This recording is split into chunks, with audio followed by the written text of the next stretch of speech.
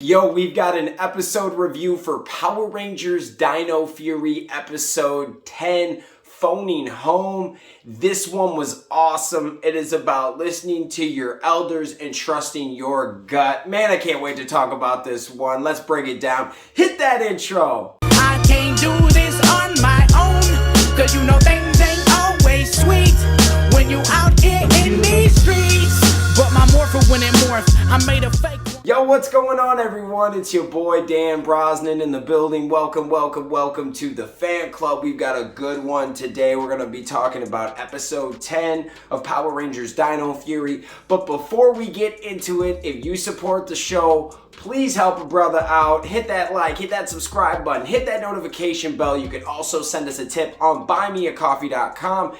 Every little bit goes a long way, helps us with this daily video grind. Now, let's get into it, guys. We have an episode review for Power Rangers Dino Fury episode 10, Phoning Home. This one was awesome. One of the best episodes I have seen them push out. It had one of the best previews, and I knew this baby was going to be good, man. This thing is fire. So it starts out, we finally have Slither. That is the name of this character in Dino Fury. He is like a magician robot. He can turn into anything and anyone, and he has a great plan to set up the Rangers and to trick them. So he's watching the Rangers and they're training, but then they're also making this satellite that can hit Rafcon and let them know, hey, my name's Zato. I'm trying to get a hold of some people from Rafcon. Well, he's chilling in the bushes and uses that to his advantage. A little bit later,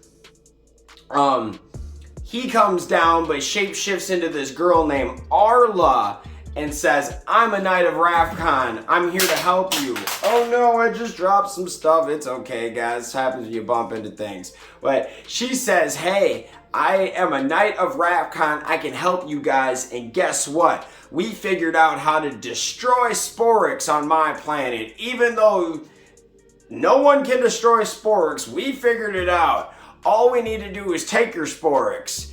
And the Rangers are just like, oh yeah, cool. And Zato, he's so emotionally attached to this situation. He wants to believe that there is someone from Rafcon in front of him. You know what I mean? Like, it's that news where it's almost too good to be true, but you don't want it not to be true. You're gonna live with it because that's what you really want inside.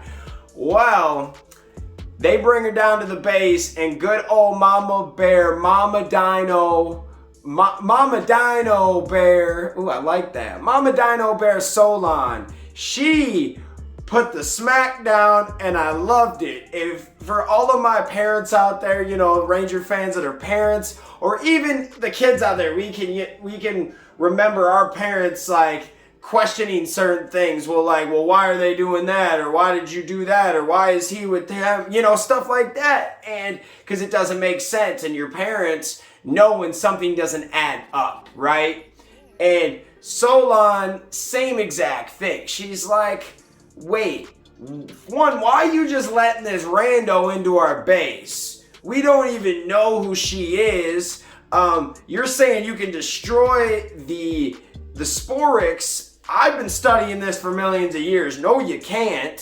Third of all, she was insulting Solon's technology like it was like horrible technology. And she's like, what do you mean? Like, this is great technology. I'm able to do so much. And she doesn't believe a word that this lady says. And she said, well, Solon's like, yo, I'll believe her if she reads my mind.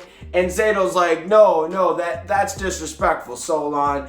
And long story short, Void Knight has a plan. He's gonna go get the Rangers' attention, have them go fight some henchmen, and Arla's gonna go try to steal the Sporix. So long story short, once the Rangers leave, Solon was right. She knew that this Arla was fake. She figures it out. She was able to transport her out from the base, but Slither grabbed the good old the teleportation communicator wristband and left Solon injured, came back to the base, and then the Rangers show back up, and the other 4 Rangers go to look for Solon because Arla says, oh, she went for a walk, but they're not buying it because they're like, yo, she never leaves in the middle of battle. But then Zato starts figuring everything out in front of him. He sees the wristband. He realizes that it doesn't make sense. And then he grabs her, reads her mind, realizes that it's not a female from Ravcon. It is this crazy robot dude named Slither. And then they go fight. He teleports him out of the base again, which I thought was cool. They get their fight on. Now, one of the coolest Megazord scenes, he turns big, but he doesn't turn into himself. He turns into that big old big bad from last episode, or the monster of the day, Mufasa, something like that. It's like Mufasa. That's the only reason why I remember that name. But he's the big old wing thing, and I think they even made a toy out of him. He's pretty cool. But that battle was dope. Oh, I also got to talk about Jane and Jayborg. They're very small in this episode, but they do have some humor with this.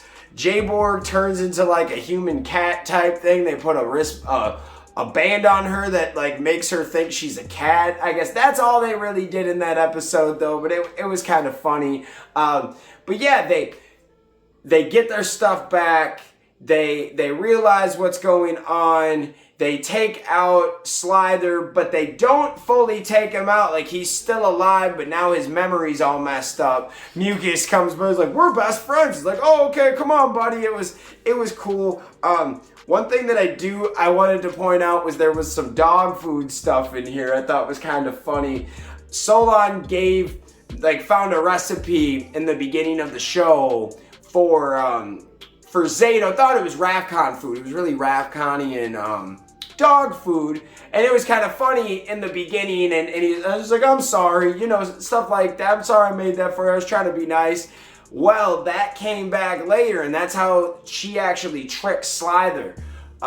When it was Arla, she was like, oh, I made some Ravcon food, and the dude ate it and was like, oh, this is great. And she's like, well, you just gave yourself away. This is Ravconian dog food, bud. So that's what I love about this show. There's development. Even Solon is developing as a character. Yes! I mean, we had a good 2-3 years on Power Rangers. Alpha got 0 development, or very little, This character, Solon, I love the development. What do you guys think of this? I love the lesson of just because you're emotionally attached to something and you want it to happen doesn't make it true. And if people in your camp that you trust are telling you that it's wrong or question it, listen to them. A good leader's only as good as the people around him, and if they're telling him something, you need to listen to your people. Do your research, of course, but what a great episode. What did you think about this kick butt episode? It was great. Absolutely loved it. Now we're going to go watch episode 11 and give you a review on that. If you guys like the show, y'all know what to do. We'll see you next time. Peace. Hey guys, thanks for watching this video. Make sure you hit that like button, hit that subscription button, and also hit that notification bell to stay in the algorithm. Do you guys support the fan club? You want to help us make our next episode and keep this show running? Well, check out our brand new fan club t-shirts. These are on our Square site. Go check that out. Go check us out on all social media platforms. And thank you for rocking with us, guys.